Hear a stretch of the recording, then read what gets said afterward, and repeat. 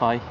Um, it's quite embarrassing, but I think this might be a better way than trying to write it. I'm really keen on documenting my trip this summer, just to some way to justify the money that people have given me, and to kind of make something of it. So I thought I'd talk about it rather than write about it, or in addition to writing about it, to make it easier for me.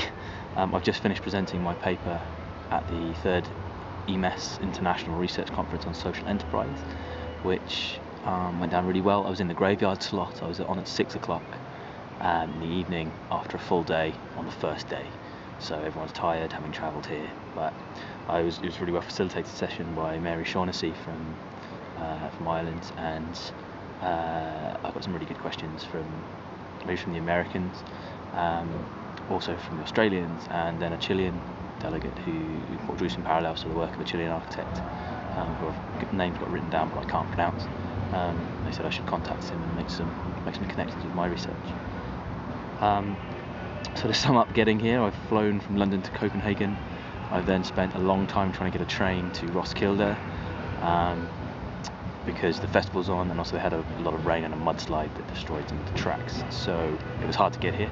I'm staying with Anders, who is my friend through couchsurfing, and he's been a really gracious host. He's shared his one-room, well-designed, very Danish apartment with me. He lives just over there. It's really close walking distance. Everyone else has to travel quite a lot, and he's been great. I kind of turn up at his house quite late each evening because there's a lot going on here. You might be able to hear Tako Lako in the background, who are a Serbian-Danish neo-polka group, as they call themselves.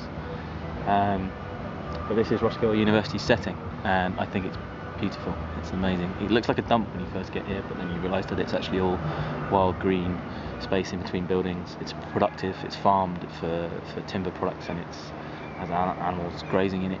Loads of wildlife around, loads of wildlife and stuff.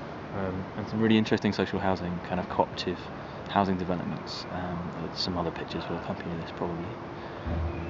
So yeah, after being really nervous, I'm now really happy that I've done put a lot of work in to get here.